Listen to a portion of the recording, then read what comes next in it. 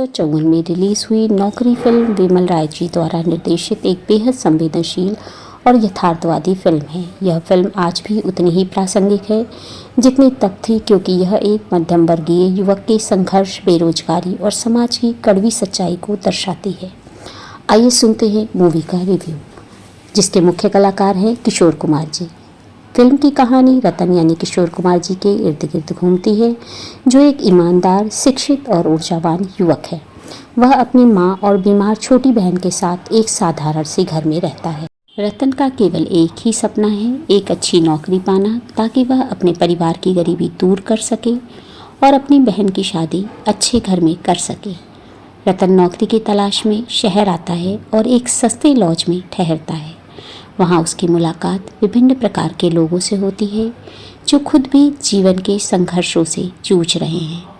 यहीं पर उसकी मुलाकात सीमा यानी शीला रमानी से होती है, जो पड़ोस में ही रहने वाले की बेटी है। दोनों के बीच एक कोमल प्रेम कहानी विकसित होती है, लेकिन रतन यानी किशोर कुमार के पास अपनी भावनाओं को व्यक्त करने का साहस नहीं है। क्यों? क्योंकि उसके पास कोई रोजगार नहीं है। वो एक दफ्तर से दूसरे दफ्तर नौकरी की तलाश में भटकता है।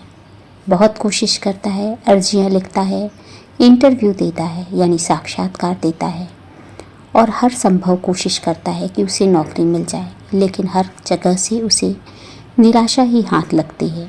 फिल्म मध्यम वर्ग की उस लाचारी को दिखाती है, जहाँ पर डिग्रियाँ तो हैं पर काम नहीं। रतन को एक बड़ी कंपनी से इंटरव्यू के लिए बुलावा आता है। उसे पूरा विश्वास होता है कि इस बार उसे नौकरी मिल जाएगी। वो पूरी प्रयास करके गया रहता है। वो चेहरे पर मुस्कान लिए हुए वहाँ पर पहुँचता है, लेकिन जब वहाँ पहुँचता है तो पता चलता है कि नौकरी किसी रसूखदार व्यक्ति के बेटे को दे दी गई है। बाद में उसे नौकरी मिलती है मुंबई में 250 रुपये प्रति महीने की। वो बहुत खुश होता है, लेकिन अभी अपनी खुशी को ज़्यादा जाहिर नहीं करता है। बड़ी मुश्किलों के बाद वो नौकरी ज्वाइन कर पाता है और मुंबई पहुंचकर अपने लिए रहने का ठिकाना भी खोजता है। एक होटल में रहता है, लेकिन कुछ ही दिन के बाद उसे ऑफिस में दूसरों की मदद करने के लिए और उन्हें 7 दिन के लिए सस्पेंड करने पर आवाज़ उठाने के लिए नौकरी से निकाल दिया जाता है। रतन दूसरी नौकरी ढूंढने की बहुत कोशिश करता है, पर हर जगह ही no vacancy, no vacancy, no vacancy लिखा रहता है। नौकरी फिल्म का क्लाइमेक्स बहुत ही मार्मिक और भावनात्मक है। यह व्यावसायिक फिल्मों की तरह हैप्पी एंडिंग वाला अंत नहीं है, बल्कि जीवन की हकीकत को बयां करता है। रतन पूरी तरह टूट जाता है, सड़कों पर पागलों की तरह भटकने लगता है। उसे हर जगह नौकरी शब्द की ही गूंज सुनाई देती है।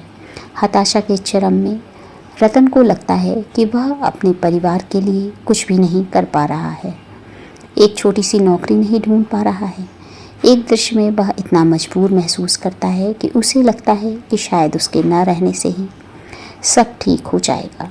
फिल्म के अंत में जब वह हार मान चुका होता है, तब सीमा उसे सहारा देती है और उसे समझाती है कि हार मानना समाधान नहीं है।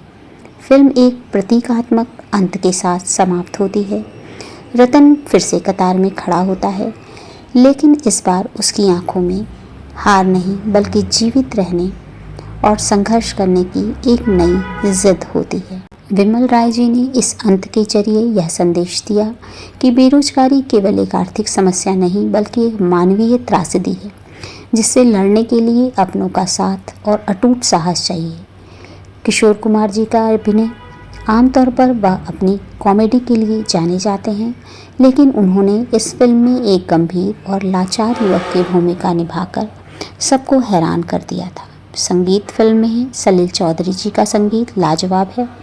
छोटा सा घर होगा बादलों की छाँव में गीत न केवल एक सुपरहिट गाना है, बल्कि एक आम आदमी के सबसे बड़े सपने का भी प्रतीक है।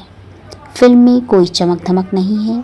यह 1950 के दशक के भारत की गरीबी और मध्यम वर्गीय की रोज़मर्रा की समस्याओं को बिना किसी दिखावे के दिखाते हैं। मूवी का रिव्यू अगर आपको पसंद आया है तो चैनल को लाइक, शेयर, सब्सक्राइब ज़रूर करें।